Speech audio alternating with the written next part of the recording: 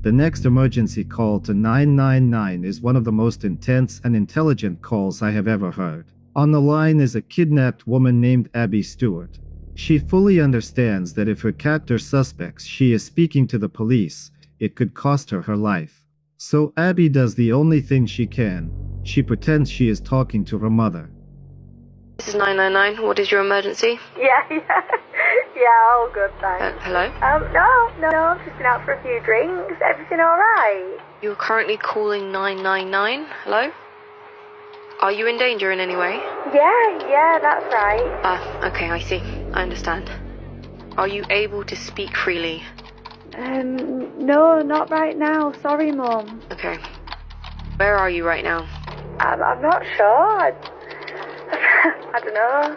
Can you see any street signs? Are you able to give me a location? I don't know. There was an IKEA around here. Okay. Sorry, Mum. What were you saying? That's a good landmark. Is there anything else that you can provide? I think you left that at the house. At the house? Yeah. Okay. Am I understanding it right that they're taking you to their house? Is that correct? Mm-hmm. Okay. All right, Mum.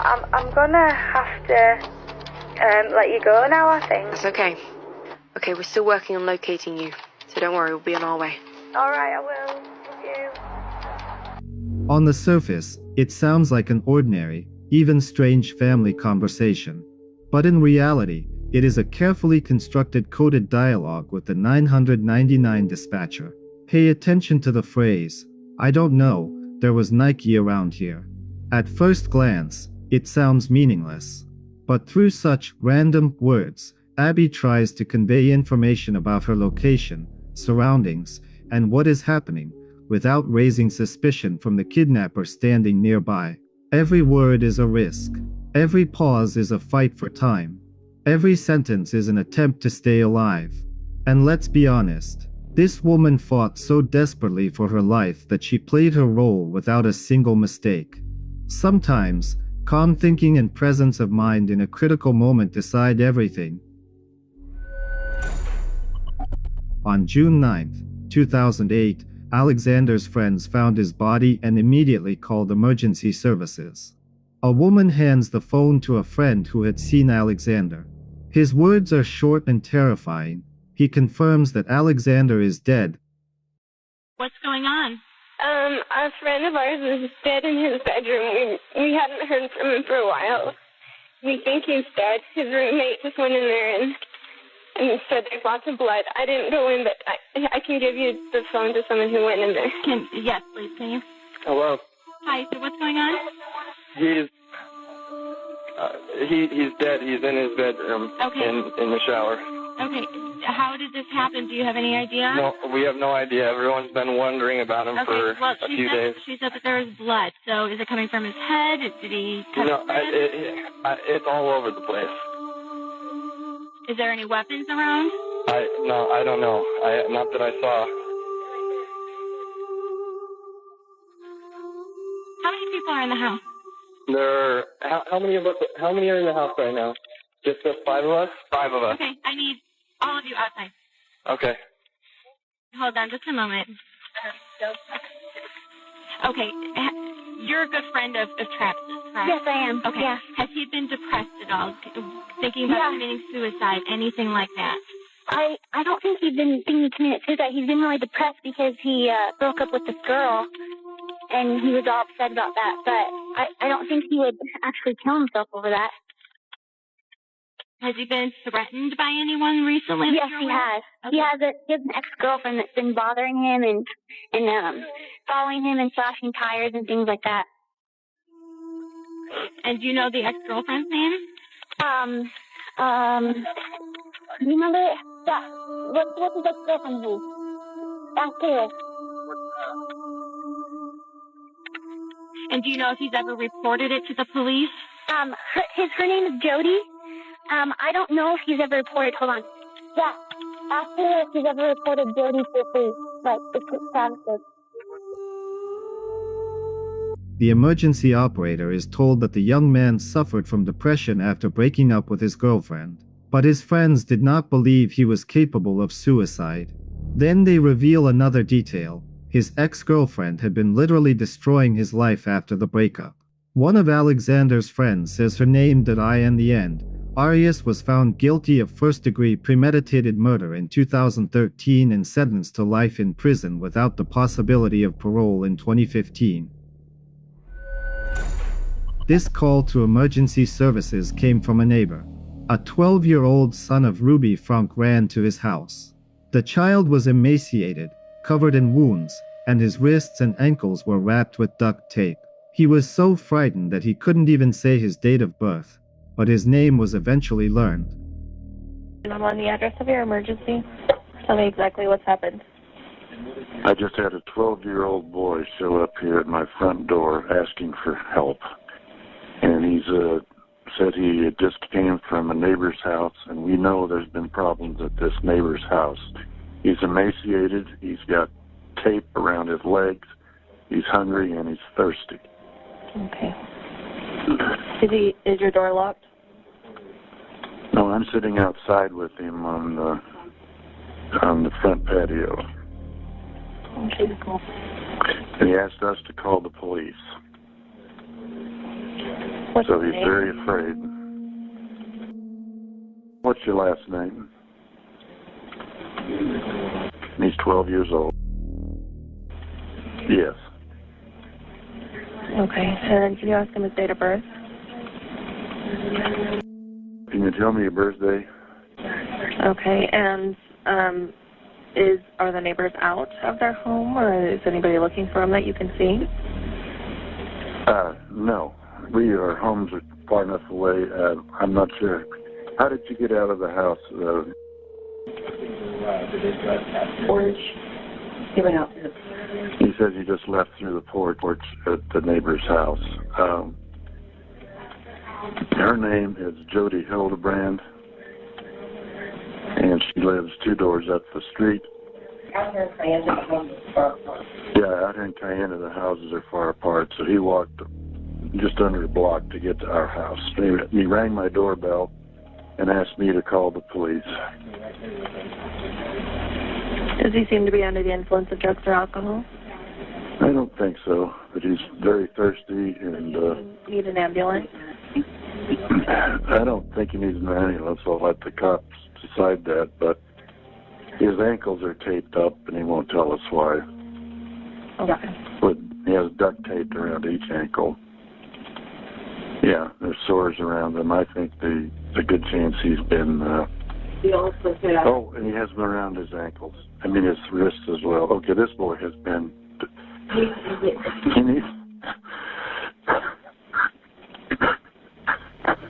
This kid has obviously been... I think he's been detained. He's obviously covered in wounds. Okay. Let's get the paramedics headed over that way, okay? Oh, that's a good idea, too. Let's see. Has he told you where his mom or dad are? Haven't asked him that.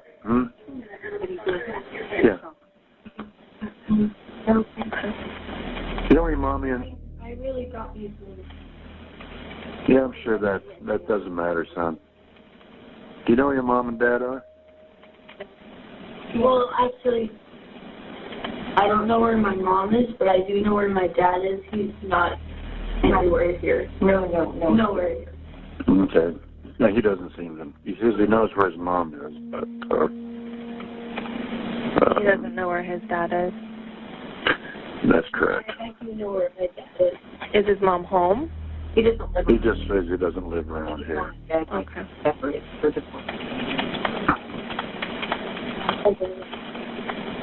Is his mom we're in getting... the area? Is your mom around here? Have you seen her lately? No, 50%. He doesn't know where she is right now. Does he know his mom's name? What's your mom's name? Ruby Frankie? Ruby Frankie is his mom's name. Okay. How do you spell the last name? F-R-A-N-K-E. F-R-A-N-K-E. Okay. And does she live in the area? No, I'm not sure where she lives. He's trying to help us, but he's... That's okay. We don't want to stress him out too much. The officers will go over all these questions with him anyway. I just want to stay on the phone with you until we get some help there, okay? The neighbor explains to the dispatcher that the boy is terrified and is begging for the police to be called. He is asked about his parents, but at first he stays silent. Only later, with a trembling voice, does he say his mother's name. The dispatcher asks him to stay on the line until help arrives. When officers arrived, they saw a horrific scene. The boy had deep open wounds and was severely malnourished. His 9-year-old sister was also found in the same terrible condition. The investigation revealed a shocking truth. The children were treated like inmates in a labor camp. They were deprived of food and water and forced to work in extreme heat without protection. Ruby Frunk believed the children were possessed by evil and that abuse was necessary to fix them. As a result, Frunk was arrested and charged with aggravated child abuse. A terrifying call that begins with panic and horror. In 2010, Jeff and Daniel were playing with a loaded 9mm handgun they found in Jeff's mother's dresser. During their game, the gun discharged, and the bullet struck Daniel in the head. 911, you have an emergency. I just shot my best friend on accident. Oh my God. You just shot your best friend? What happened? On accident, I'm sorry. No, I just shot my best friend. Okay, stay on the phone with me, alright? Yeah, I just shot. Are you at 1300 North 73rd Way? Yeah, am I gonna go to jail? Listen. Am I gonna go to jail? Calm down. Is your friend still alive? No, he's dead. I shot him in the head on accident. Oh my God. Oh my God. Okay. Calm down. Am I going to jail? How did you... Okay, stay on the phone, okay? Stay on the phone. How did you... I can tell you what happened. What happened? Alright, my mom has a gun, we were messing with it, and we took out the clip, and we took out all the bullets, and Daniel was messing with it, and I said, give me the gun. And then I pulled the trigger to see if there was a bullet in there, and I shot him. Okay, honey, how old are you? I'm 14, I just shot my best friend. Okay, honey, stay on the phone. It's okay, okay? Yes. Okay, is your friend bleeding? No, he's dead. Okay, alright. No, I'm gonna go to jail. No, it's okay. Where's your parents at? They're at work. I just called my mother coming right now. Okay, where's the gun at? I just put it back. You put it back? Put it back where? Is there... Where did... In my mom's jaw.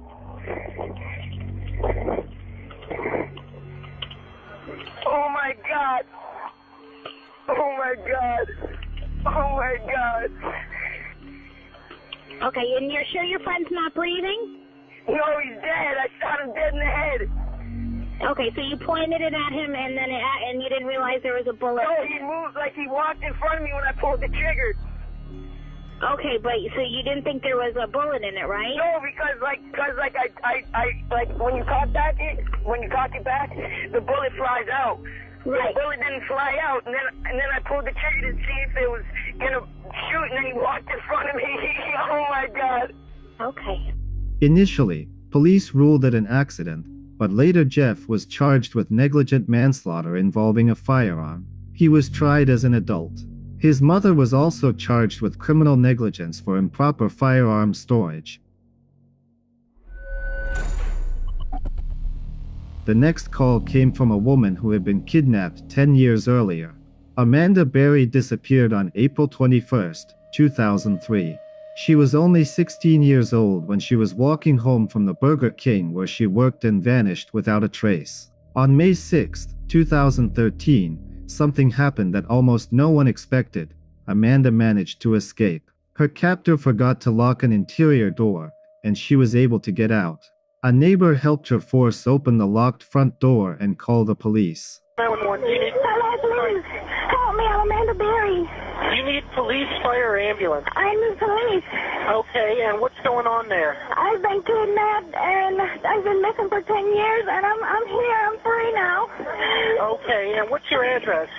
2207 Seymour Avenue. 2207 Seymour. It looks like you're calling me from 2210. Looks like you're calling me from 2210. I can't hear you. It looks like you were calling me from 2210 Seymour. Yeah, I'm across the street. I'm using the phone. Okay, stay there with those neighbors. Talk to the police when they get there. Okay. Okay, talk to the police when they get there.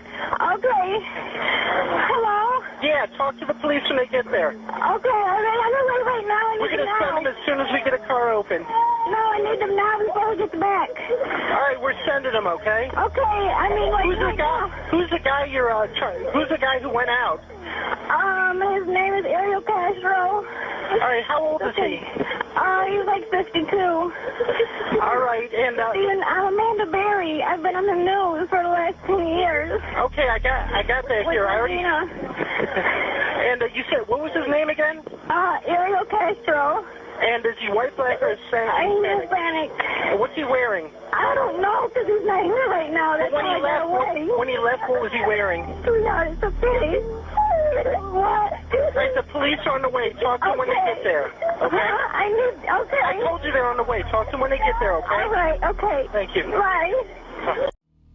At one point during the call, the woman says, "I'm free now." The dispatcher asks for the address and tries to understand who had been holding her all those years. Amanda gives a name. She knows that people have been talking about her case in the news for the past 10 years, and this call feels like a true miracle. It was later discovered that between 2002 and 2004, the man had kidnapped 2 other girls as well. For all those years, the women were held inside the house, where they were subjected to constant abuse, rape, and beatings. While in captivity, Amanda Berry gave birth to a daughter fathered by her captor. The kidnapper was arrested and pleaded guilty to 977 charges, including kidnapping and rape. He was sentenced to life in prison without the possibility of parole, plus an additional 1,000 years. He died by suicide in prison 1 month after sentencing. The next disturbing call came from a woman who was attacked by bears. The incident occurred on November 16, 2016, in Fratricide County, Maryland, as Karen Osborne was walking up the driveway to her daughter's house. God, help me. Coming as fast as he can here. He cannot come here. The bear will attack him. Oh my God, he circled around in front of me again. He's trying to kill me. This is sirens for me. Please. They should be if you can hear the sirens. Yes. Here, thank God. They're gonna run over me. They're gonna run over me. Can you see them coming down the lane? He's right here in front of me. And where's the bear now? I don't know. He was in front of me. He circled around from back to in front of me. Okay, but now you have the sheriff's department on scene, right? Yes, sir. Please don't leave me. Please don't leave me. Your voice is helping me to keep from... Yes, sir? I've been attacked by a bear. He's around here someplace. I'm all... My arms are broken. My leg is broken, I think. I'm chewed up on the back, on my head. I'm very bad, sir. Sir, he came from over... He circled around me 10 times, and he's tried to re-attack me twice. I finally found my phone on the ground and called 911. I've been laying here for an hour. He broke my arm. He broke my leg. He bit my head, my face. Okay, Karen, are they there with you? I'm in extreme pain. I broke my back several years ago, so I have a back problem anyway. I think he bit me in the eye. I'm in trouble here. I'm a mess. My husband lives next door. The dog is in the yard to the left. His name is Bruce. If you could get him inside it. Tell him you're going to give him a cookie. Just open the front door. It's open. It's hard to imagine the terror of a woman with bears roaming nearby. Karen tells the dispatcher that a bear has circled around her and is trying to kill her. The animal is standing right in front of her, and she can't simply walk away. When a police officer arrived, the bear was still nearby, though not visible. Karen explains that the bear attacked her twice. She has multiple broken bones. Despite this, she was able to call 911 and speak with the dispatcher while the bear was still right in front of her. It was later determined that Karen had unknowingly positioned herself between a black bear mother and her 3 cubs. The daughter's dog had startled them. The mother bear perceived Karen as a threat and attacked to protect her cubs. The attack lasted about 30 minutes. During that time, the bear attacked Osborne 4 times. At first, the woman tried to fight back, but then she curled into the fetal position and played dead, a decision that likely saved her life. While lying on the ground, she managed to find her cell phone and call emergency services. Karen Osborne suffered fractures to her arm and pelvis, deep lacerations to her head and torso, and required more than 70 stitches. She survived against all odds. In May 2013, Victoria Smith called emergency services and confessed that she had shot her husband, Chris Isaac, inside their trailer in Stoddard County, Missouri. What do you mean by you just killed him? He was beating me. He was gonna kill me. Okay. He had a knife. Okay, where's the knife at now? He's dead. He's in the closet. He's dead in the closet. How did you do this? I snuck my gun from the other side of the room before he could find it. You shot him? I did. Okay. Okay, I need you. Are you there by yourself other than with him? I am, yes. What I need you to do is I need you to place the gun someplace secure outside of that room. It's in my pocket. I brought it with me. Okay, where are you at? In the living room. I'm in the living room. Okay, what I need to do is I want you to set the gun down. Okay. Okay? And I do not want you to leave or move the room. Is your front door unlocked? I'm sitting in front of it. It's open. It's open? Okay. Yeah. Okay, I need you to have your hands up and just clear where the officers can see everything, okay? Okay. I need you to move away from the gun? Yes, I need you to step away from the gun. Okay, I'm in that room where they can still see you, but I need you to step away from that gun. Absolutely. I'll even open the blinds so they can see me. What is your name? She claims that her husband was trying to kill her. The dispatcher attempts to calm her down and urges her to put the gun down and step away from it.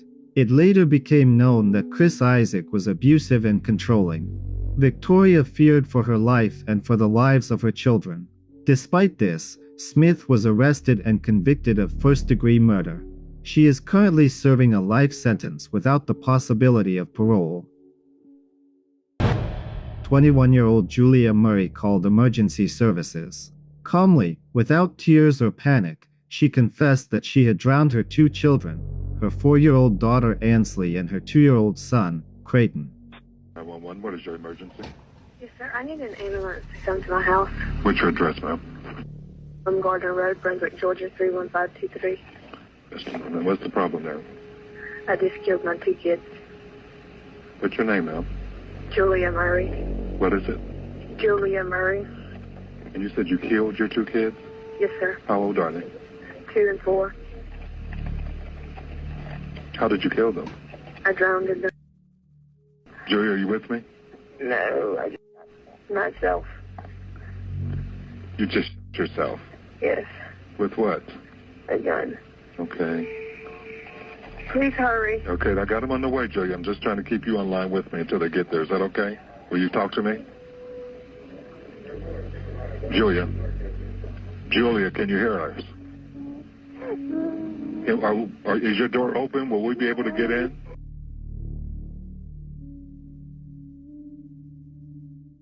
Her voice was cold and detached, as if she were talking about something distant and impersonal. Several times she insisted, "Hurry." And then, silence. A few seconds later, the call disconnected. The dispatcher tried to keep Julia on the line, reassuring her and saying that help was on the way. But at that moment, Julia shot herself. When first responders arrived, Julia was still alive. She later died at the hospital. Ansley was already gone, but Creighton survived against all odds. His condition was listed as stable. The motive behind this horrific tragedy remains unknown. No suicide note was found. There were no warnings, no signs, no clues pointing to what was about to happen. A disturbing call came into 911. A woman named Psychotic actor was on the line, calm, almost detached. She reported the deaths of her 2 young children. At first, her words were fragmented, mentions of a birthday, broken phrases. But soon it became clear, the children were dead. And this was not an accident. Urban number 1. Hello? Hello? Yeah, I killed my both kids. I'm sorry? I killed my both kids. They are died. I killed my both kids. Ma'am, do you need the police?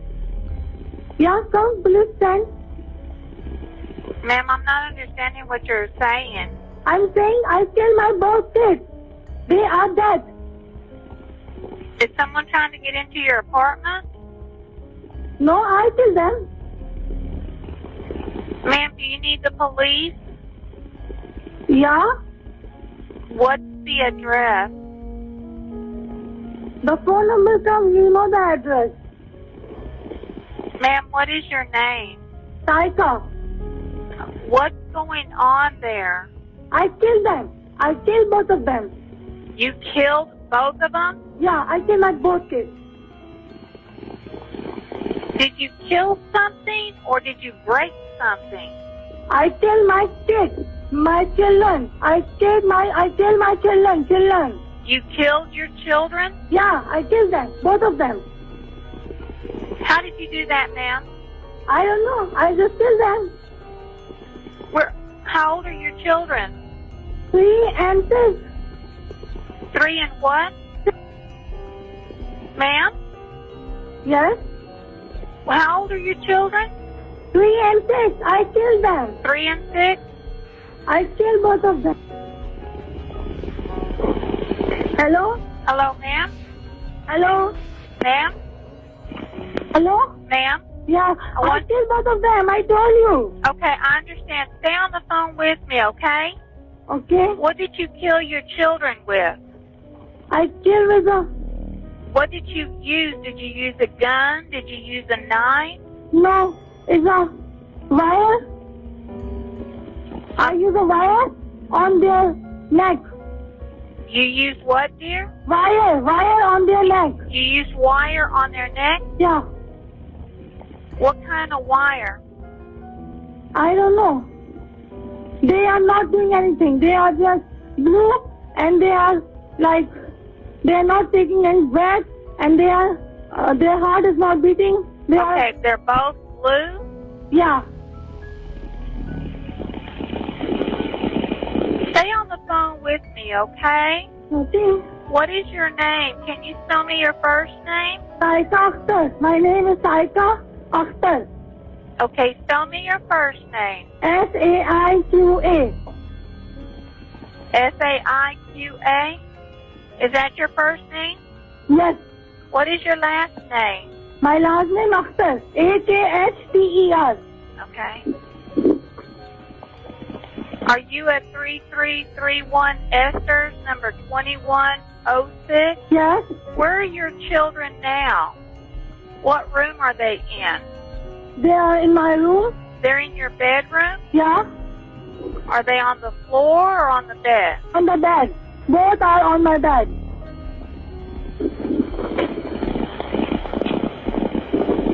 Don't hang up, okay? Okay. I know the police will come to pick me. Okay, why did you do this?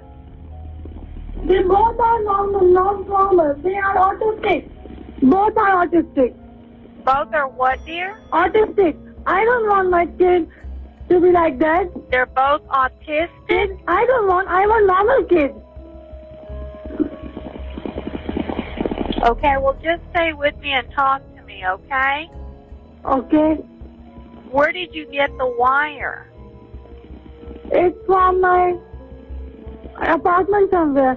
First I tried to give them the bathroom cleaner. I put in their mouth, but they don't bring it. I want them to drink it, they don't bring it. So there's a wire near, so I just grab their neck and then I try so many times and then they are no more. Okay. Are you and the children the only one in the house? Yeah, my husband's in the office. I already called him. You already called your husband? Is he at work? Yeah, he's coming maybe. Okay, just stay on the phone with me, okay? Okay. And your husband was at work when you called him, all right? Is that correct? I just called him. Okay, but he was at work, correct? Yeah, maybe he's coming. Okay, okay, well just stay with me, okay? What are you doing now? I wash my hands. You're washing your hands? Yeah. Why are you washing your hands? It smells too much because of bathroom cleaners. It smells so much. What's smelling? Bathroom cleaner smells. You're washing your hands with some type of bathroom cleaner? Oh, the bathroom cleaner smells so much on my hands, so I just wash my hand with water. Okay, okay. I want you to do me a favor. I want you to go to the living room. Can you take your phone with you? Yeah, I'm in the living room. Are you in the living room right now? Yeah. Okay, I want you to sit down on the sofa and just stay with me, okay? Okay. Are you sending someone? I am, but I want you to stay with me, okay? Okay. Don't hang up. What happened? Why did you do that? They are autistic. They are too much. Both of them are autistic? Yeah. Okay. I don't want my kid to be autistic. Okay. I killed both of them. Both of them were okay, sweetie. Well, just stay with me, okay? Is the front door unlocked to where my officer can get in? Turn on. I can open it. Well, just unlock the door, okay? Okay. And then sit back down on the sofa and just talk to me, okay? Okay. Tell me what you're feeling. Nothing. You're not feeling nothing? Nothing. Okay.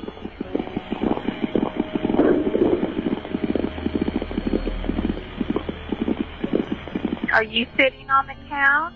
Yeah. Okay.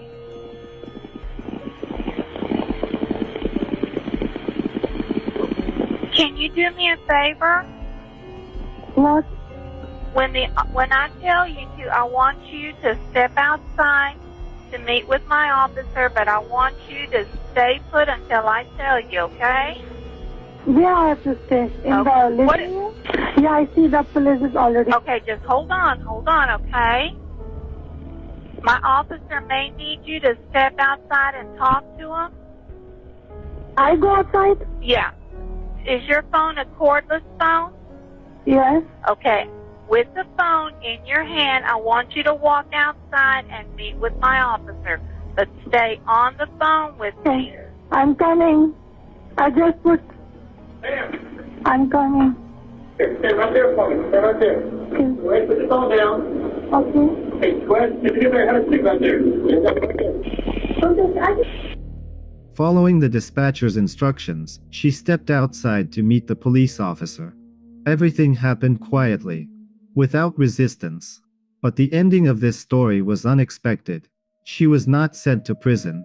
In September 2014, a court found her not criminally responsible. Psychiatrists confirmed that at the time of the killings, she was suffering from severe psychosis caused by schizophrenia. In her distorted perception of reality, the murders felt like an act of protection. This call is not for the faint of heart. December 29, 2021. Naples Zoo, Florida. An evening that should have been quiet. Visitors had left, exhibits were closed, and the grounds were nearly empty. Then a call comes into 911, and from the first seconds, it's clear that something terrible is happening. The caller is 26-year-old River Rosenquist, an employee of a cleaning company. His job was to clean restrooms and the gift shop after hours. He was never supposed to be near the animals, but he ended up at the enclosure of a Malayan tiger named Eco. He climbed over a safety barrier, got too close, stuck his arm through the bars, and in the next second, the predator clamped down and began pulling him inside. Somehow, River managed to reach his phone and call emergency services. 911 was emergency. Hello, ma'am? Help me! Help me, I'm at the Naples Zoo! Help me, please, I'm at the Naples Zoo! Okay, what's happening? I'm being attacked by a tiger, please, please, please. You're being attacked by a tiger? Yes, please, at the Naples Zoo. Is there someone there with you? What? Did you get into the cage?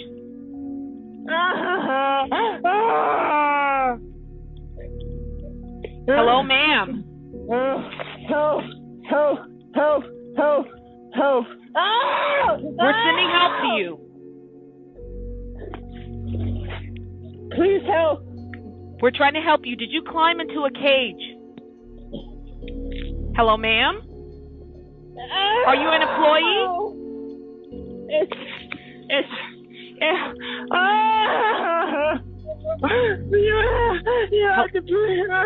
Okay, we're sending someone to help you, okay? Please. Where exactly are you? Are you in the cage? Yeah, no, I'm just outside of it. He's got my hand. Okay. The tiger has your hand?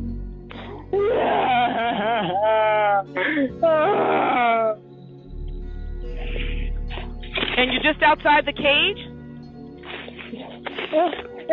Yes!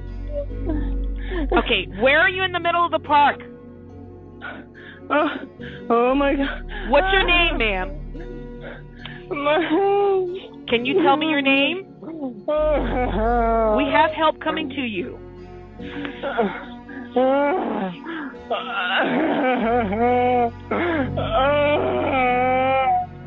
I'm sorry.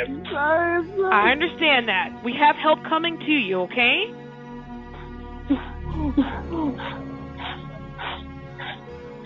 Is there staff there? No.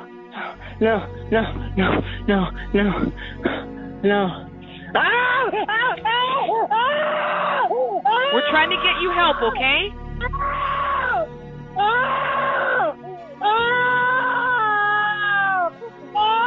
Please hurry! Please hurry! He's gonna rip my arm off! You come in left first thing at the tiger cage. Come in and turn left. First thing at the tiger cage. Please help! Shoot it! You gotta shoot it! You gotta shoot it! It's gonna eat my arm. It's it's killing me! Please! Please just jump the fence and kill it! It's killing me! It's killing me, please. They're coming. Oh my God, kill it. Please help, please help, please help. Please help, please help, please help, please help. They're coming. They're coming to you. Please help. I'm on the phone with you. I'm not going to leave you, okay?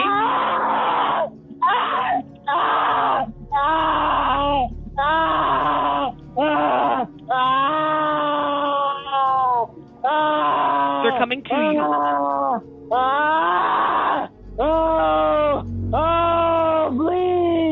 Please hurry. Please, my arm. We have an officer and we have EMS coming to you, okay? Please, it's not fast enough, please. They're coming in and they're turning left to the cage. Please help. Please help. I'm gonna die. I don't have much breath. Help, please. They're coming to help you. Can you tell me your name? Can you say? I'm gonna die. Your name? Help! Please help! Please help me! They're coming to help you. Please! They are coming to help you. Please help me! Please! They're inside the zoo. Please! They're coming to the tiger cage. Please help me! Please help! Please! please. They're coming in. They're turning to the left to come and help you, okay? Please. Oh my God. Ah! Ah! Ah! Ah! Ah! Ah! Oh! Ah! Ah! Ah! Ah! Please! Ah! Oh, shoot! Oh, shoot! I'm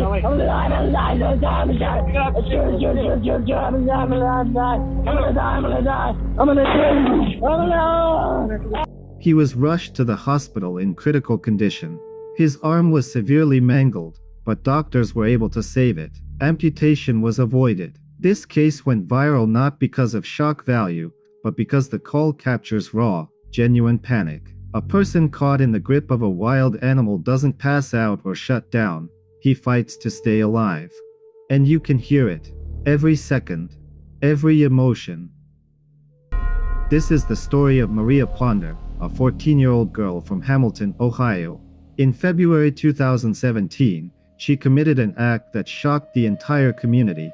She shot and killed her 71-year-old father, James Allen Ponder. Immediately afterward, Maria dialed 911 herself and said through tears, "Can someone come put me in handcuffs? I just shot my dad." Can somebody come and put me in handcuffs? Why? I just shot my dad. What? I just shot my dad. Please. To your dad? I just shot him. You just shot your dad? I don't like it. Please.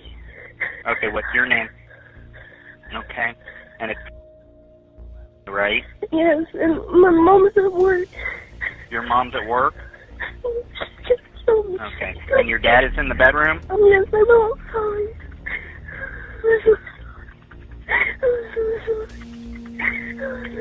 Where did you shoot your dad? In the head? Where's the...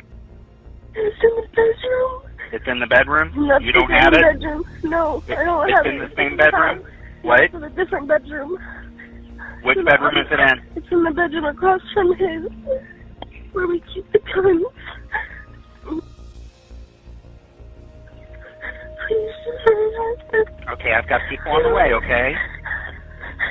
You do not have the... right? No, I don't. Okay, where are you? I'm outside by the truck. Outside by the truck? What happened? I don't know.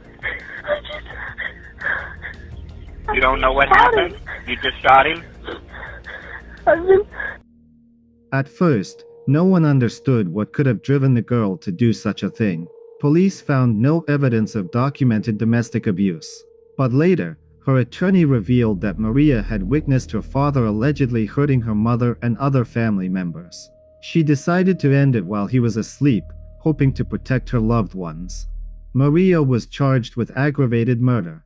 In 2018, she pleaded guilty and was sentenced to a juvenile detention facility until age 21. In June 2023, on her 21st birthday, Maria was released. This story is about fear, desperation, and the difficult choices even a teenager may make to protect their family. Do you think Maria's actions were justified or criminal?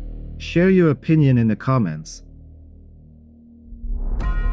A terrifying call from the mother of 2-year-old Winter Parker shocked the nation.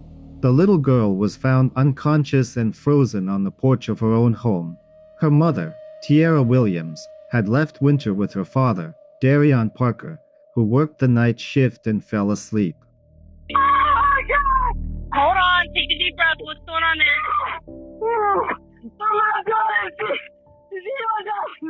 I'm sorry, what? Your daughter's not breathing? Oh. Ma'am, did she take something? No, she was outside. Yeah, she left. She was at a purple. She's frozen. Ma'am, we have somebody on the way, okay? How old is your daughter? Okay, take a deep breath. Did she take something? Oh, she did. She and I close. She's not responding to me. Okay, ma'am, how old is your daughter? She is 2. Okay. She's 2.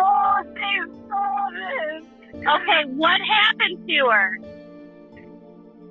At some point, Winter managed to leave the house and ended up outside in temperatures between 12 and 19 degrees Fahrenheit. She remained there for about 2 hours before being found. Sadly, the girl could not be saved. She died at the hospital from severe hypothermia. The parents later pleaded guilty to child endangerment and received prison sentences. This tragedy is a painful reminder of how fragile young lives are, and how quickly the irreversible can happen. This is one of the most shocking child abuse cases in Paris, California. In 2018, 17-year-old Jordan Turpin managed to escape from her home and call 911. She used an old, deactivated phone her parents didn't even know she had. That call marked the beginning of the end of a nightmare. I just got away from home because I live in a family of 15, okay? Can you hear me? And we have abusing parents. Did you hear that? Okay, how did they abuse you? Okay.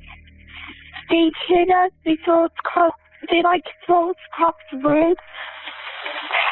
They pull our hair, they yank out our hair. I have my two little sisters right now are chained up. Okay, how old are you? I'm 17. What's your name? Jordan Turpin. Your address? Okay, you gotta give me a minute. It's gonna take a while. I've never been out.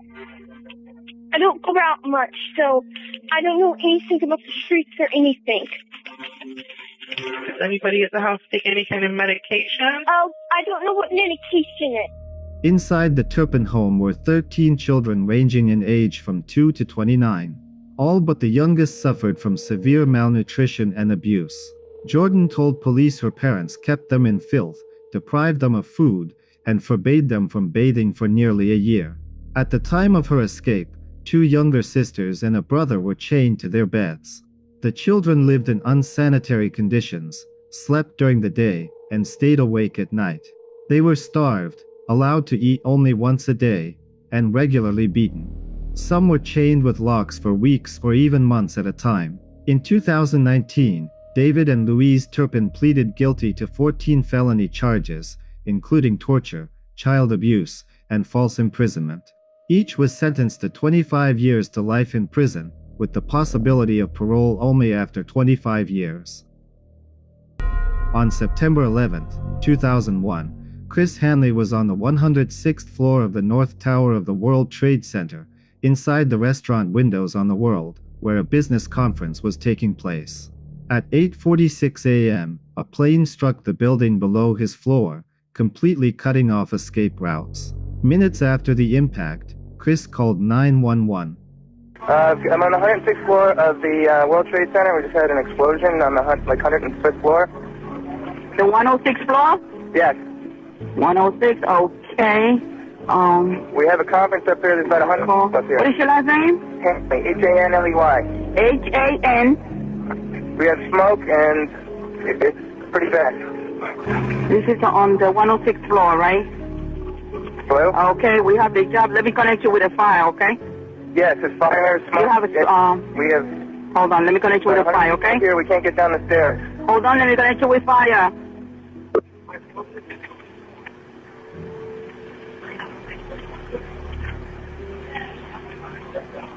Come on now. Fire Department 408, where's the fire? Yeah, hi. I'm on the 106th floor of the World Trade Center. We just had an explosion up here. Okay, 106th floor. What building are you in, sir? 1 or 2? 1 World Trade. All right. 1? Yeah. Yeah, there's smoke, and we got about 100 people up here. Sit tight. Do not leave, okay? There's a fire or an explosion or something in the building. All right, I want you to stay where you are. Yes. All right, what's your phone number there? We're on the 106th floor. Yeah, what's your phone number? Sir, your phone number. 646. Yeah. 752. Yeah. 2436. All right, we're there. We're coming up to get you. See the smoke coming up from outside the windows down. All right, we're on the way. Huh? We're on the way, sir. Okay. All right, just keep the windows open. If you can open up windows and just sit tight. It's going to be a while because there's a fire going on downstairs. Open the windows unless we break. Okay. Just sit tight. All right, just sit tight. We're on the way. All right, please. The call begins with relative confidence. The man clearly believes help will reach him, but the building's stairwells had already been destroyed, and it was rapidly filling with smoke and fire. Escape was impossible. He calmly and clearly tells the dispatcher he is on the 106th floor and that the stairways are impassable. Rising tension can be heard in the background, but he remains composed, as if still hoping that rescue crews will make it in time. The dispatcher transfers the call to the fire department and tells him to stay where he is, assuring him that firefighters are on their way up. At the end of the call, Chris repeats, "Please help." Those were his final words. They would later become some of the most heartbreaking ever recorded. No rescue team was able to reach people above the impact zone. 1 hour and 40 minutes after the call, at 10:28 a.m., the North Tower collapsed. Chris Hanley's story remains a symbol of those who were alive, waiting for help, and believing until the very end that they had been heard. The 911 call begins with sobbing. A man can barely speak. His first words hit like a shock. The child is dead. 911, do you need police, fire, or an ambulance? It's an emergency. Okay, what do you need? You need a police, fire, or an ambulance? I don't know, the baby's dead. What address are you calling from? A stupid snake got out in the middle of the night and strangled the baby. Okay, stay on the line with me. I'm going to get you over to an EMS dispatcher. You need to answer all their questions, okay? Yeah.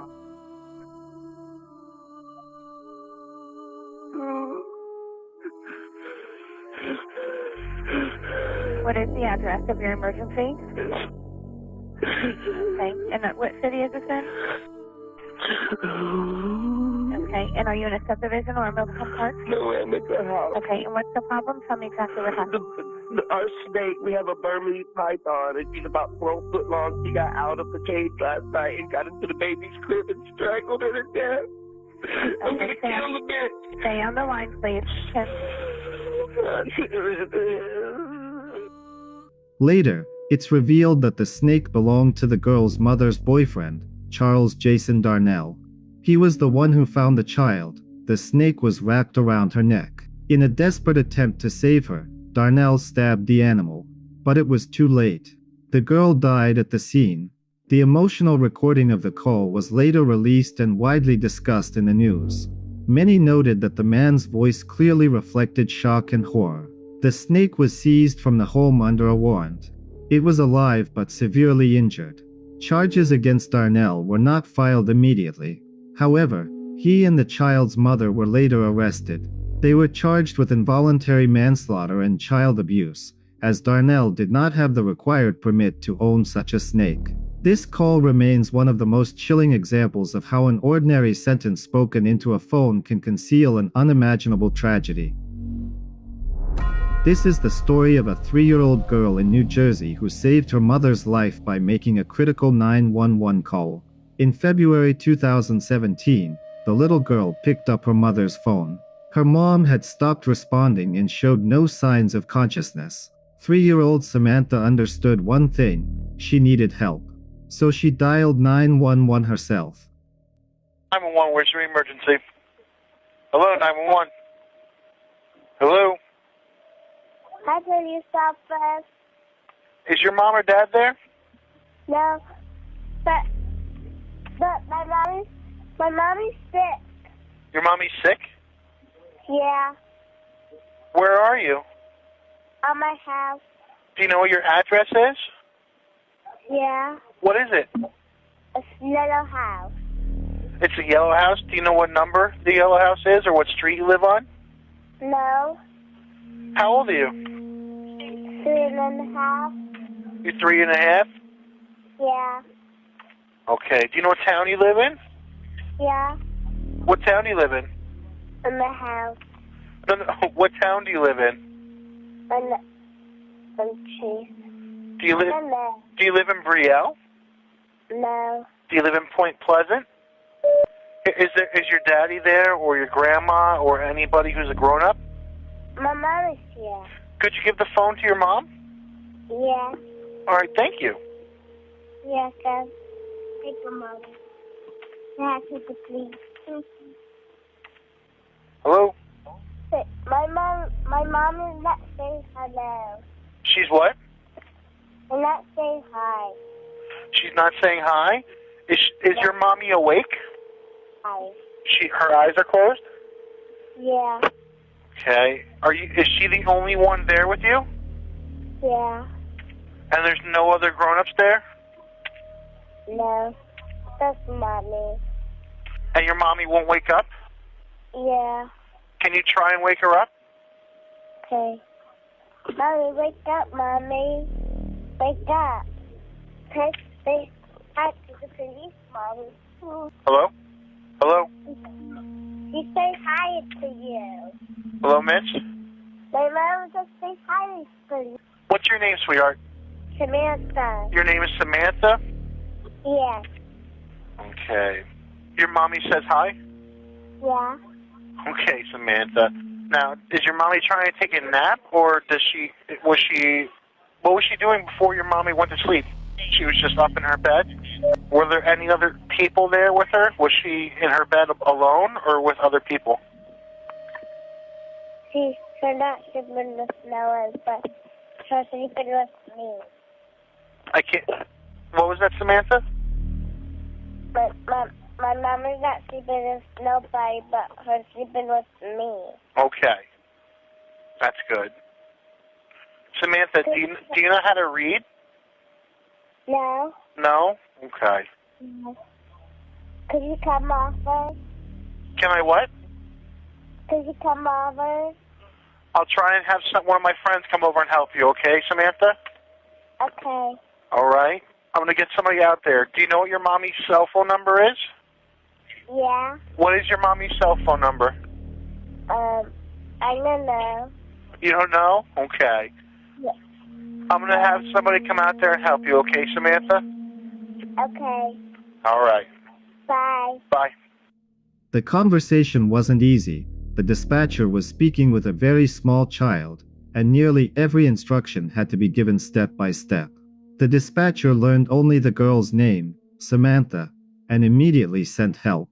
Officers eventually located the home and provided medical assistance to the mother.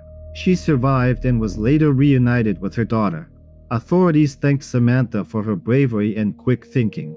This story shows how even a very young child who knows how to call for help can save a life. Sometimes, dialing the emergency number in time and giving even the smallest piece of information makes all the difference. While working her shift as a dispatcher, Diane answered a call about a shooting. It seemed like just another routine emergency, one of thousands, until she recognized something in the caller's voice. At first, Diane dispatched resources, sending an ambulance and police officers. But then she heard her own name spoken on the line. In that moment, she realized this wasn't just another case. It was her child. Charleston County Emergency Services, Upper 29, location of your emergency. Diane? Yeah. This is Caitlin. Yeah. Bruce just got shot. Are you serious? Where? I'm serious. Bruce just got shot in the side. Your mom is the operator. Your mom's the operator. Don't hang up. If he dies, I want to talk to him before he dies. Bruce, talk to Mama. Put him on the phone. Bruce? Yeah. Daddy, I love you. Now listen. Okay. Jesus is going to take care of you, okay? You'll be saved. You just need to calm down and just focus on that, okay? Press down on that wound, okay? Okay, honey, take a breath. Take a breath, okay? You can do this. You can do this, okay? Mama, he's puking, Mama, he's puking. Roll him on his side. Roll on your side. Roll him on his side and clean it out. Bruce? Yeah. I love you, baby. I love you. Listen to me. Talk to Jesus. Now? Talk to Jesus. I am. Ask him to save you and do it and just believe it, okay? Do you hear me? I love you. Diane managed to mentally split herself in two. As a professional dispatcher, she stayed calm and clearly instructed Bruce's friends on how to stop the bleeding. As a mother, she spoke directly to her son, reassuring him, telling him she loved him, and promising that help was on the way. After the call, Bruce was transported to the hospital. Public sources do not provide a detailed official update about his full medical outcome, but the incident remains a rare and heartbreaking example of how personal tragedy can intersect with emergency services. On April 27, 2024, a 911 call came in from North Carolina. On the line was Micah Miller. Hi, are you able to trace the location of my phone? Let me see. You don't know where you're at? A national park. Where's the park located at? In Bear Bluff. I have my location on, I think, on my phone. Find My Phone is on. I just did my location.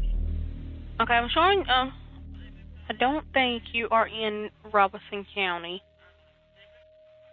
Are you at the Lumber River State Park? Yeah, that's where I am. Okay. Tell me what's happened. I'm about to myself, and I just want my family to know where to find me. Okay, ma'am. Just listen to what I'm saying, okay? Let me make sure I got the exact location where you're at, okay? Just 1 minute. Emergency services worked quickly to pinpoint her position, but time was slipping away. Later, her body was found near the water in a park. The medical ruling was tragically simple: suicide by gunshot. At the time, Micah was going through a divorce. She had previously reported concerning situations involving her husband.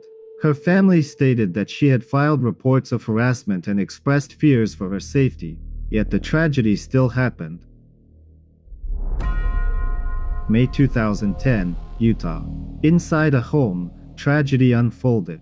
Gary Coleman was found lying on the kitchen floor with blood at the back of his head. In a panic, his wife called emergency services. Every second felt like an eternity. Just got home. I heard this big bang. I went downstairs. Blood everywhere. I don't know if he's okay. The time? 12:50 in the afternoon, a week ago Wednesday. His head is bloody. There's blood all over the floor. I don't know what happened. I really don't know what happened. I just heard this bang and I went down there and he's on the floor. Send someone quick because I don't even know if he's going to be alive because there's a lot of blood on the floor. Then something odd happens. Gary, are you okay? Shannon says she can't help her dying husband because of an aversion to blood. Can you go to where he is and help him? He's lethargic. I can't really help him. I just can't be here with the blood. I'm sorry, I can't do it. I can't. And there's blood all over and I can't do anything. Where is he at now? On the floor in the kitchen. I've just been kind of sick and, I don't want to be traumatized right now. Is he conscious? I don't know. No, he was bubbling at the mouth. I'm gagging. I got blood on myself. I can't deal. Gary then gets up.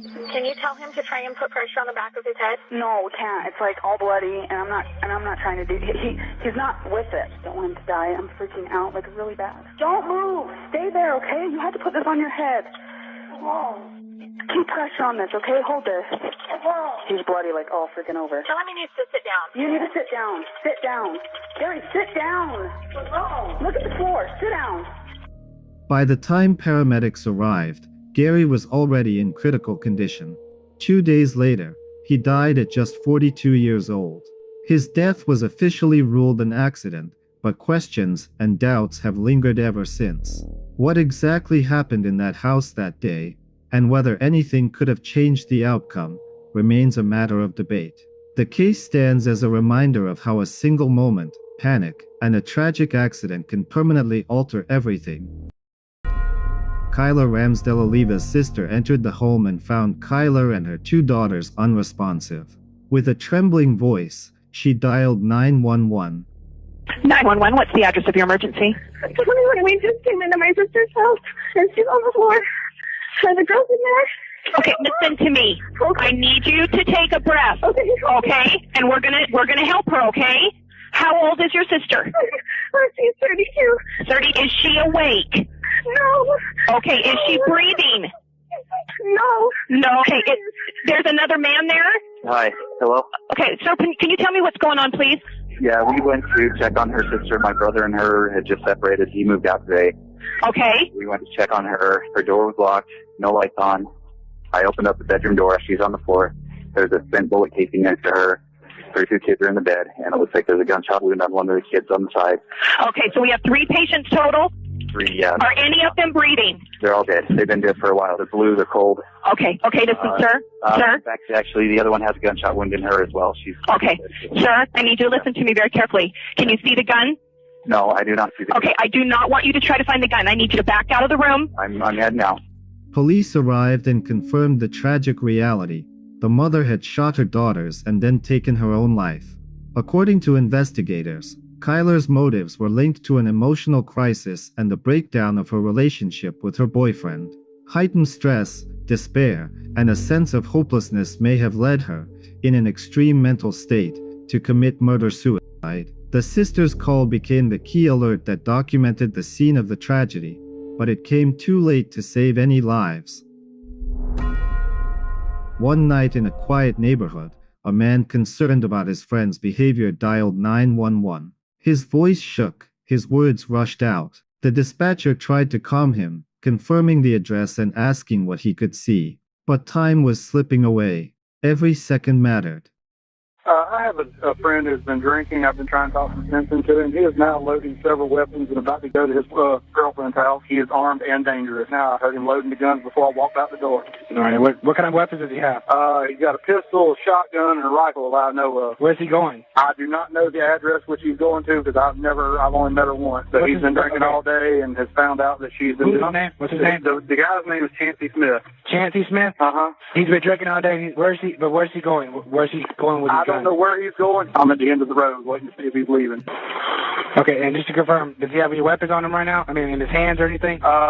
He had them in his hand when I walked out the door because I could hear him loading them. Okay, what kind of guns again? He's in the house right now? Yeah, he's in the house right now. He's got a pistol, a shotgun, at least 2 or 3 rifles. All right, he's got a pistol, a shotgun? And a couple rifles. No, you said he was loading the weapons? Yes, sir. Okay, who's he training to shoot?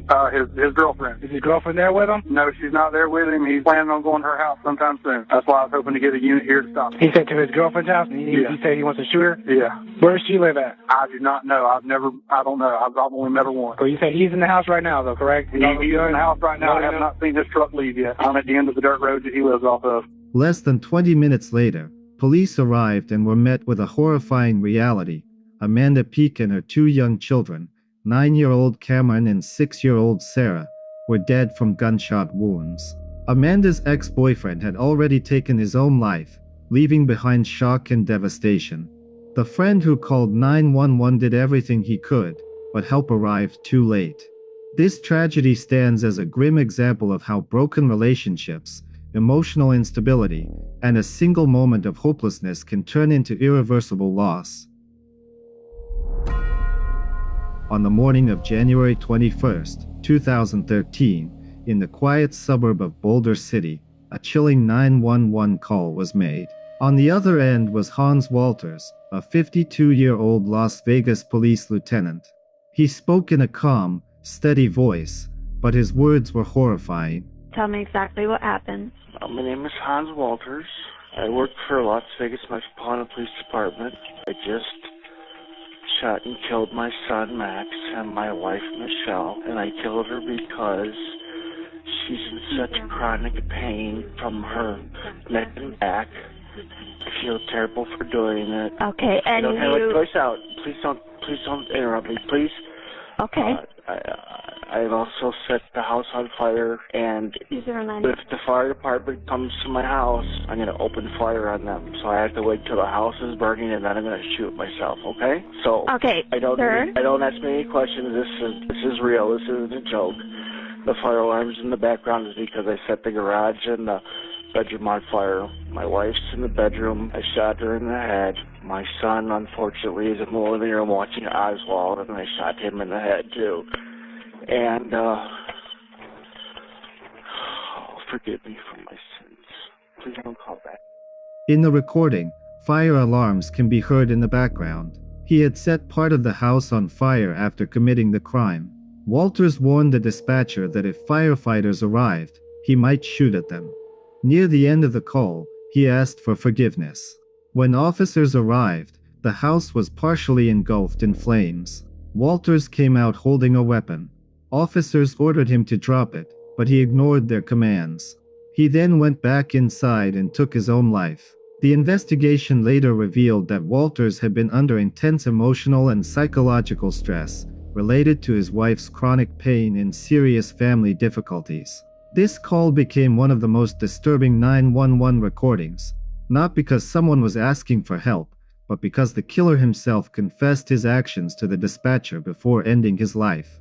The family he killed will forever be remembered as victims of a tragedy no one was able to stop. Early in the morning on April 19, 2022, in the quiet town of Windham, Ohio, a family home became the scene of tragedy. A conflict between brothers escalated into violence. The older brother, Nathan McAtee, fatally injured his 11-year-old brother, Joseph, with a knife. Neighbors who heard screaming called 911. Yeah, I just killed my brother. You what? I just killed my brother. I don't know the address. What do you mean you killed your brother? I stabbed him 3 times, one in the back, twice in the throat. Come get me right now. I turned myself in. Are you in Windham? Yes, I am. All right, I'll be waiting for you. Hold on, let me get you to Windham. Hold on 1 second. Now. Hold on, let me get you to Windham.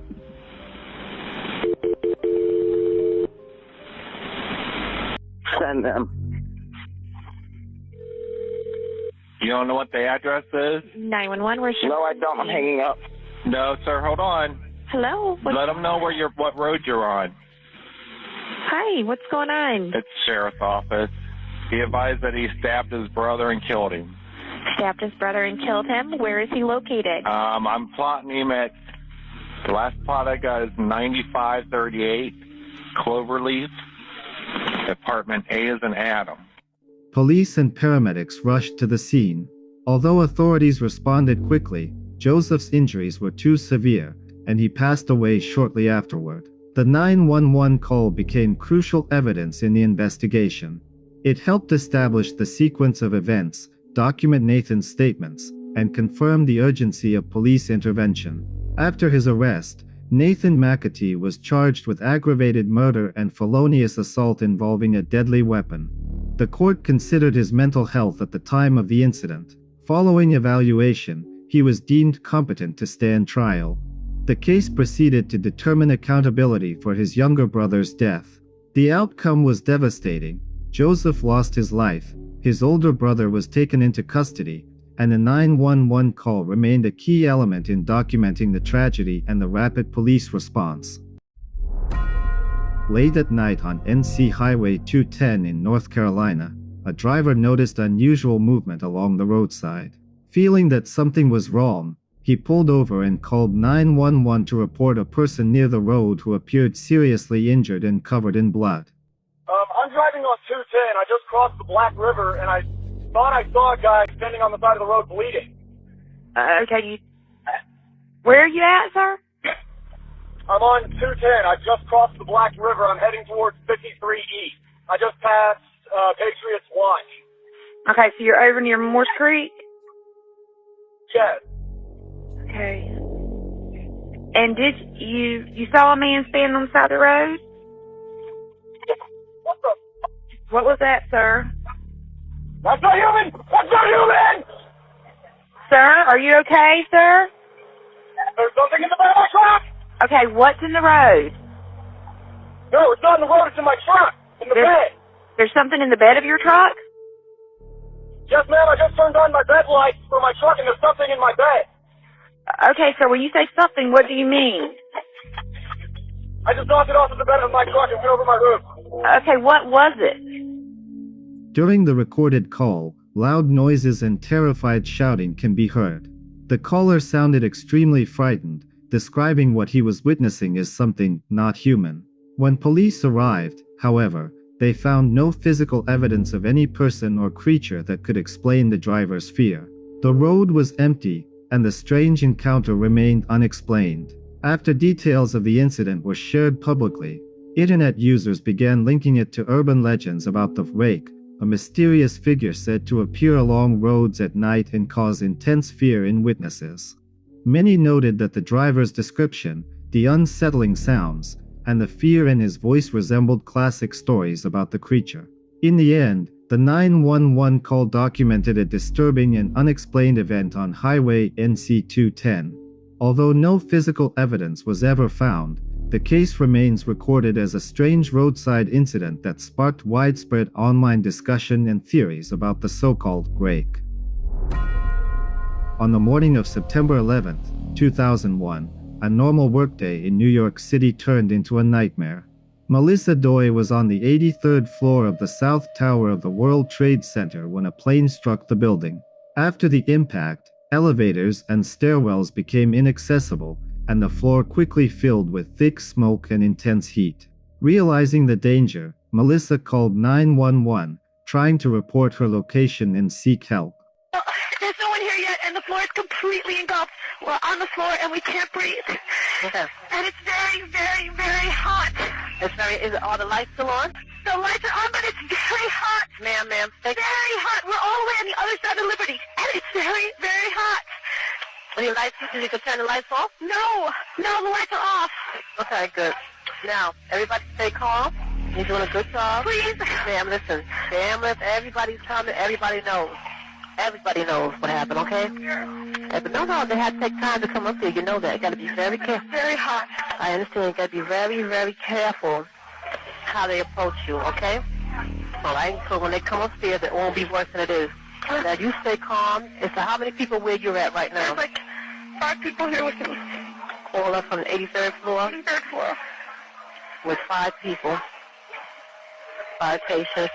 Everybody's having trouble breathing? Everybody's having trouble breathing. Some people are worse. And some people unconscious. Everybody's awake? So far, yes. But it's... Listen. Everybody's awake? Yes, so far. Conscious. And it's very hot there, but no fire, right? I can't see. It's too high. Very hot. No fire for now, and no smoke, right? No smoke, right? Of course there's smoke. Ma'am, you have to stay calm. There is smoke. I can't breathe. Okay, you stay calm with me, okay? I understand. I think there is fire because it's very hot. Okay. It's very hot everywhere on the floor. Okay. I know you don't see it, and I know, but I'm going to document what you say, okay? And it's very hot. We see no fire, but you see smoke, right? It's very hot. I don't see any air anymore. Okay. All I see is smoke. Okay, dear. I'm so sorry. Hold on stay calm with me. Stay calm. Now, listen. The call is in. I'm documenting. I'm going to let this... Hold on 1 second, please. I'm going to die, aren't I? No. I'm going to die. Ma'am, say your prayers. And we're going to think positive because you got to help each other get off the floor. Now, stay calm. You're doing a good job, ma'am. You're doing a good job. It's so hot. I'm burning up. Okay. If you don't, the floors is hot and everything is hot. It's all their distance. When you go up high, you get too close away from the smoke. Okay. I know you know. Hold on a second. 83rd floor, 3 people trapped. Very hot on the 83rd floor. 3 people trapped. Having trouble breathing. Very hot. Wait, we hear voices. Help! Well, that's what I'm doing. I'm just letting you know. Okay. Hello, ma'am? Help! Stay calm. Ma'am? Help! Stay calm. Just don't move.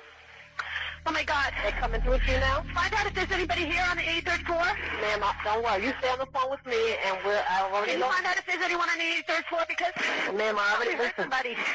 Excuse me. I already notified this lieutenant, okay? 80, I notified the city. 80? Yes, Lieutenant 80. I already notified the lieutenant that there's 5 people on the first floor, right? Very hot and smoky, so they won't overlook you, okay, dear? Can you... I already did that, ma'am. Can you line with you, please? Yes, ma'am, I am going to stay with you. I'm dying. Listen, take you, They're here? Are they inside with you yet, dear? No. Okay, stay calm till they get inside. Find out where they are. Ma'am, stay calm till they get inside. Karen. What's the job number you have? I have 727. 727? Yes. In the recording, desperation can be heard in her voice. The smoke made it difficult to breathe, heat spread throughout the floor, and debris falling from above created a sense that every second could be the last. The 911 operator documented her condition and attempted to provide reassurance and instructions as much as possible.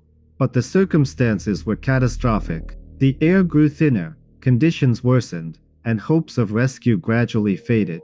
The call disconnected and reconnected several times before finally going silent. In the case of Melissa Doy and others on the upper floors of the South Tower, none of those who called 911 from above the impact zone survived. Their calls remain among the final records of the fear and reality of that morning. May 2023, a suburb of Las Vegas. A family is simply spending the evening in their backyard when, according to them, they notice a bright flash of light in the sky, as if some kind of object is falling from above. According to their account, two figures soon appear in the yard. They say the figures do not look human, tall, with large eyes, unusual body shapes, and standing completely still. The family claims it felt as if the figures were watching them.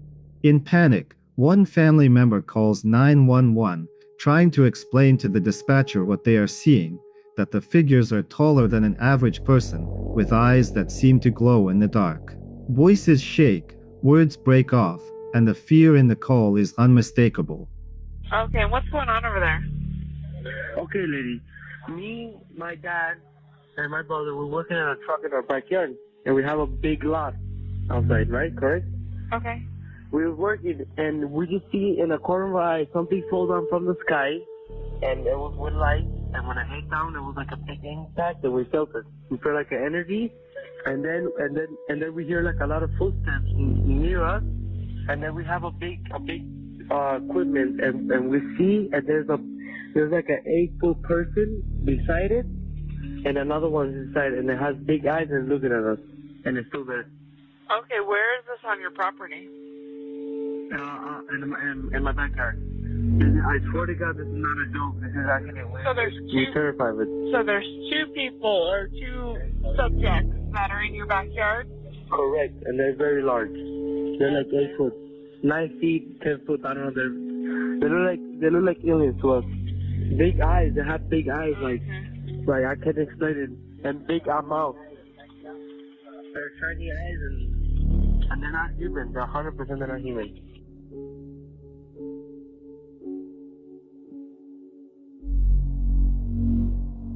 When police and emergency responders arrive, the figures are gone. The family continues discussing what they saw, trying to understand what happened. They insist it was something unusual and impossible to explain. Police cannot confirm the sighting, but the 911 call captures the intense fear and confusion of the witnesses. The story becomes widely discussed as one of the most mysterious emergency calls in recent years. April 2012, a suburb of Livonia. A quiet home suddenly turns into a nightmare. Screams echo inside the house, and a 17-year-old girl frantically calls 911. She tells the dispatcher that an attack is happening in the house, that weapons are involved, and begs for help to arrive quickly. Her voice trembles, her words break apart, and fear for her family is clear. She does not yet know that her mother has already died. 911, what's the address of your emergency? No, there has been a murder. There is no survivors. Please send Okay, help. what's going on? What's going on? My ex-boyfriend broke into my house and killed my current boyfriend and then killed himself. Okay, did you just find them? No, he killed my current boyfriend and then he held me hostage and he just shot himself in the head. Just now? Yeah. Okay, stay on the line with me. And he kind of beat me up, and my parents aren't home, it's just me and I'm 17. What's his name? Brian White and Jake Burns are the victims. Where's the weapons at right now? What? Where are the weapons at? Where's the gun? The axe is in Jake's head and the gun is in Brian's hand. Where are you at inside the house? I'm sitting in our breakfast nook. Brian's in the living room. There's the kitchen between us. He's dead. He's gone. And so Brian killed Jake? Yeah. Don't touch anything, okay? Can you do me a favor? Can you go sit on the porch? Yeah. What's your name? Desiree Staperfenny. Trying to understand the chaos around her, she desperately attempts to explain the situation to the dispatcher. When police and paramedics arrive, they discover the devastating truth. Brian Douglas White, the girl's former boyfriend, had killed her mother and her mother's current partner before taking his own life. December 2019, the suburb of Comstock Township. Around 10 p.m., young father Christopher Neal is at home with his pregnant wife and their 2-year-old daughter when an armed intruder suddenly forces his way inside the house. The wife and child manage to hide on the second floor, but the situation escalates quickly. The attacker, 35-year-old William Jones, forces Christopher Neal to call 911 himself. At one point, the intruder even speaks directly with the dispatcher. What is the location of your emergency? Yes, there's a man in my house right now. What is, hold on, stop for a second. Whoa, there's a man in my house. I need you to give me your address first. Proctor Avenue. Is that a house or an apartment? House at the end of the street. Why are you in my house, bro? Tell me when you talk to her. You don't get speakerphone. Why are you in my house, though? Sir, how many other people are in your house? It's me, my wife, and our daughter. How old is your daughter? She's 2. 2? Okay. Do you have any idea who he is? We do go. No. Here, go that way. Go that way. So he. Just stay right there. Let him push me. Let my wife go. Okay. I'm not gonna harm you guys. All right? I promise. Take my hand. I'm William Jones. You can go. I'm not gonna harm you. Where is William at right now? He's standing next to me in my hallway. Okay, are we still on speakerphone? We still are. He's right here. Okay. William. Yes, ma'am. William. Okay. Can Christopher and his wife and daughter step outside? No. Yeah. Ma'am, they're safe. They're safe. They're safe. They're right here with me. What are you doing in their house? I told you there. Shots fired. Where were shots fired at? Going on, Old 37, Old Kentucky, What's that? They're coming into Bellevue. Stop right here with me, man. No, I ain't going anywhere. You're going there with me, man. Bro, turn right now, please. William. Yes, ma'am. What do you know? What are you trying to have them do? He's coming in the room with me. That's it. Why is he coming in the room with you? Why are you locking that door? Don't lock that door, bro. You all right, man. I just gave you my word, man. You're straight. I get what you're saying, but you got 2 guns, bro. You're safe. You got 2 guns? I'm trying to play crazy, man. I'm not doing anything. William. Get in my house, man. I'm sorry, man. William, listen to me. Why are you here in the first place? William, can you listen to me? Yes, ma'am. I need you to put those guns down because I've got officers that want to help you. I have officers that want to help you and keep you safe. So I need you to put those guns down. Who are you, man? I'm 911. I've got help for you. I need you to put those guns down so that they can get you the help that you need. I want police here so I can leave. The police are there, William. The police are there. No, they're not. They are there. They're there. I've got a lot of deputies there. Look, man, listen. I'm not harming you, I promise. My word. My life just got threatened, man. I can hear you, bro. You understand? I hear you. It got threatened last night. Okay, I get you, bro. I'm not harming you, or your children, or your wife. I'm going to transfer this line, so do not hang up on me, okay? I'm not going to. All right, just a minute for me. Hey, William. Yes. Hey, this is Joe from the Sheriff's Department. How are you, man? Glad you bad from you leave the door. Don't come through that door. Okay. We're not going to come through the door, man, but I just want to talk to you and find out what's going on. Don't come through that door. Slide your back underneath that door, man. Well, I'm not even up by the door, man. I'm outside the house. What else? You're in the house. Stop playing games with me, man. What's got you all worked up today, man? Okay, and what's going on right now? I don't know. I'm upstairs. All I can hear is him, like, slightly talking. Do you still have him on the phone? Yep, so we have, so I'm talking to you, and then my other call taker is talking to someone else as well. Do you know who is in the home? No, we have no idea. You have no idea who it is? Yeah, he's barging our back door with 2 guns.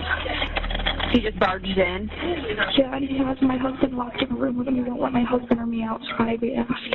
We have everyone on the phone right now. We have your husband, you, and the male that's in your home as well. I just heard a really loud noise. I think it was gunfire. You heard a loud noise? Yeah. The police officers are making entry right now, so stay calm for me, okay? Okay. Hello? Is this Christopher? No. Christopher's dead. While police attempt to negotiate and wait for a tactical team, the situation inside the house becomes more dangerous. The attacker opens fire, and 3 officers are injured while trying to enter and rescue the family. Christopher Neal is also killed. The attacker is eventually taken into custody at the scene. Later, he faces 19 charges, including open murder, home invasion, and attempted murder of police officers. Late one evening, a man from Kitsap County called 911. His voice sounded tense and frightened. He told the operator that a huge creature was outside his home and that it had killed his dog. He said he had looked out the window to see what was happening. 911, what are you reporting? I got a strange going on out here. Something just killed my dog. Something killed your dog? My dog went flying through the air over the tree. I don't know how it did it. Okay. Damn it, I'm really confused. All I saw was my dog coming over the fence, and he was dead when she hit the ground. I didn't see any cars. All I saw was my dog coming over the fence.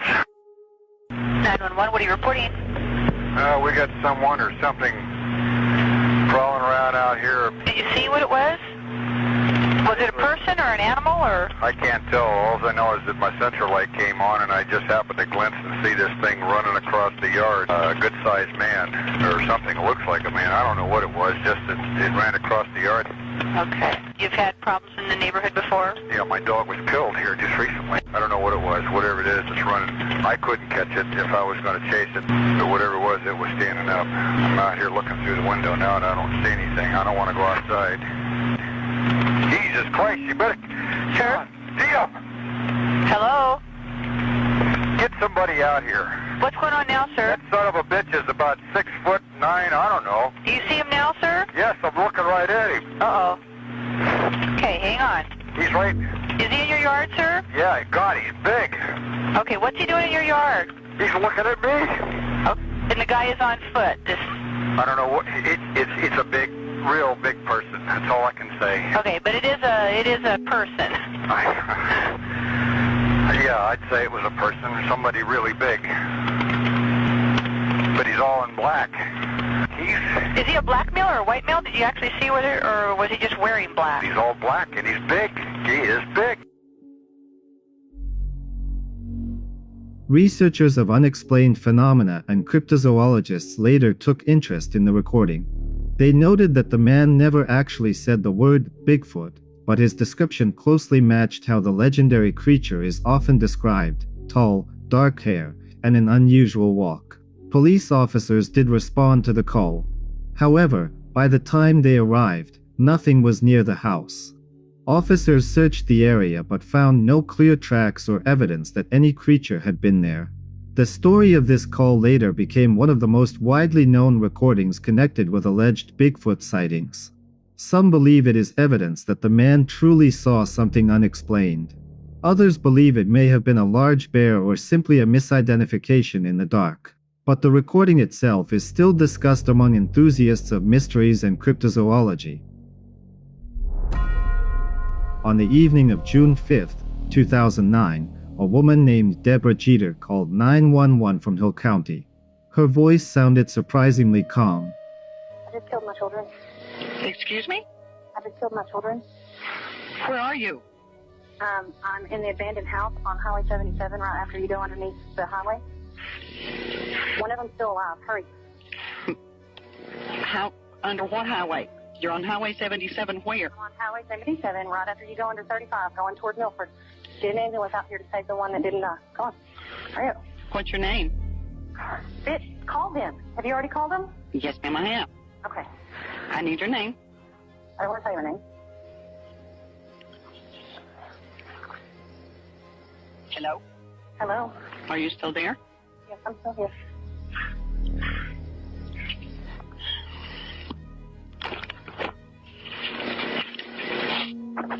'77 toward Milford, right after you cross under the bridge. She's telling me she's killed her children. Are you in your car? No, I'm not in my car. I'm in the house walking around. And one of them's still alive for real. She's asking to be saved, and I couldn't handle that. And so now she's in an abandoned house. It's been a long time. She might already die because she's bled out a lot. And hold on. What, baby?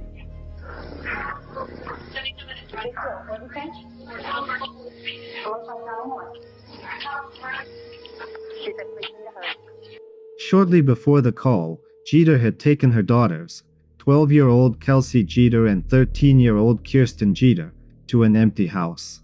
There she attacked them with a knife. The older girl tried to protect her sister and shouted for her to run, but the mother caught up with the younger one. As a result, Kelsey suffered fatal injuries, while Kirsten was seriously wounded but still alive. When officers arrived, Jeter was standing near the house waiting for them. She did not resist arrest. Inside the building, officers found Kelsey without signs of life and Kirsten severely injured. The girl was urgently flown by helicopter to the hospital, where doctors managed to save her life. Later, Deborah Jeter admitted her guilt. In 2010, the court sentenced her to life in prison without the possibility of parole. Kirsten survived and later said she went through long treatment and rehabilitation. The 911 recording from this case became one of the most widely known and tragic emergency call recordings in the United States. On the morning of October 5, 2012, 10-year-old Jessica Ridgway left her home in Westminster. She planned to meet a friend and walk to school together, but she never arrived. When it became clear that no one had seen her and she had not shown up at school, her mother, Sarah Ridgway, called 911. My daughter's missing. I guess she never made it to school this morning. How old's your daughter? She's 10. Okay. Could she be with a father or anything like that? No, her father's in Missouri. At least I hope he is. Okay. What's your daughter's name? Jessica Ridgway. Okay. And when did you last see her? This morning when she left at 8:30. Did she walk? Yeah. And I checked her friend's house, but she walked and they're not answering the door. Okay. You said she walks to school with a friend? Yeah, I don't know the exact address, but it's right down the street. It's about 2 blocks away, maybe. Do you know if she made it to school? I don't know. I tried to go up to the school and the office already closed. Has she ever done this before? No. Okay. And you don't have any family that could have picked her up or anything like that? No, I checked with everybody that would have.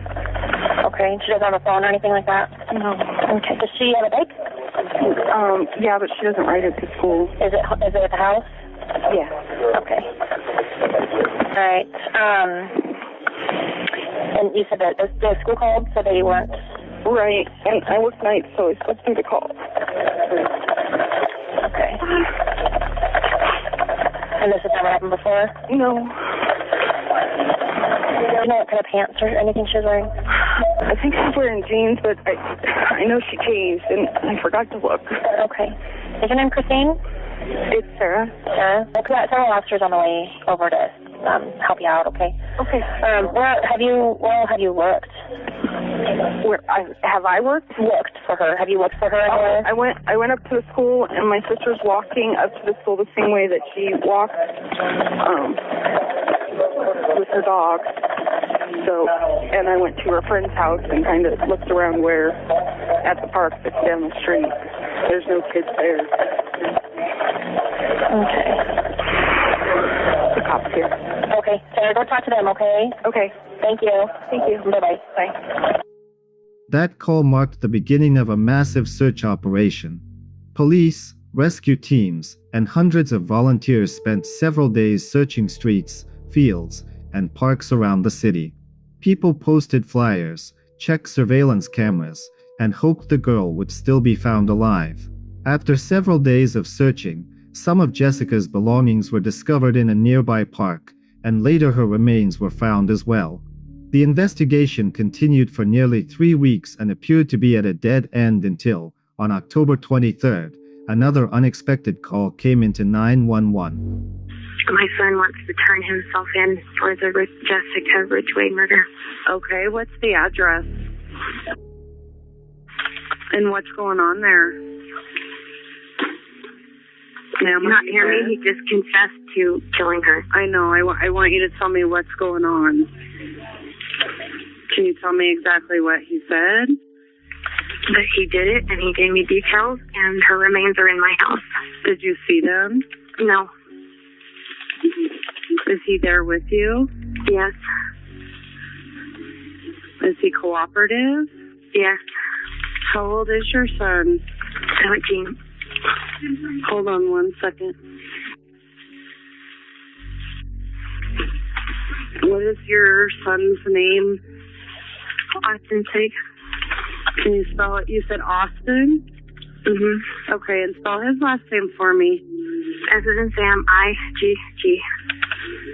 Okay, I understand that you're probably, feeling pretty crappy right now, but I want you to know that you did the right thing. He did it. He just wanted me to call. He is turning himself in. Okay, do you think that he's going to be cooperative with the officers?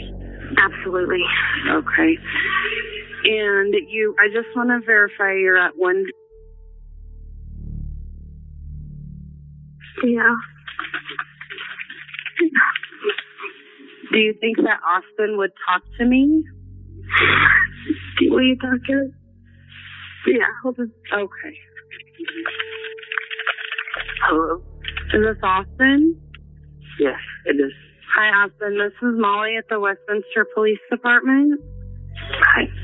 Can you tell me a little bit about what's going on right now, or how you're feeling, or how did this come about? I don't exactly get why you're asking these questions. I murdered Jessica Ridgway. Okay. I have proof that I did it. There is no other question. You just have to send a squad car, something down here, and I will answer all the questions that you want to ask, or anyone wants to ask of me as soon as you gotta get down here. Okay. Austin, I have a police officer that's gonna come over to your house, okay? Can you tell me what part of the house that her remains are in? Underneath the house and across this. Okay, did you know Jessica before this? No, I did not. Are you going to school anywhere? We're at the Hope Community College. And you're 17? Yes.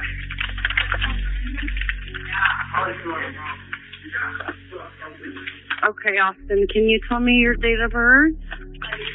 January 17th, 1995. Okay, I want you to know that you did the right thing, okay? And I do have a police officer that's on the way to talk to you. Okay. Do you have any weapons in your house? I do, but I plan to use absolutely none of them. I will be sitting in my front room when the police officer arrives. Or I'll be right next to my mother. I have knives in my room, and we own a few guns, but I'm giving myself up completely. There will be no resistance whatsoever. Okay. Have you committed any crimes like this before? Do you have a... This time it was a woman who told the operator that her son had just confessed to killing the missing girl. She was the mother of 17-year-old Austin Sig. The woman handed the phone to her son, and the recording captures him calmly telling the operator that he was the one who kidnapped and killed Jessica. He said he had evidence and that police could come and arrest him. Officers soon arrived at the address and took the teenager into custody. Later, Austin Sig pleaded guilty, and the court sentenced him to life in prison.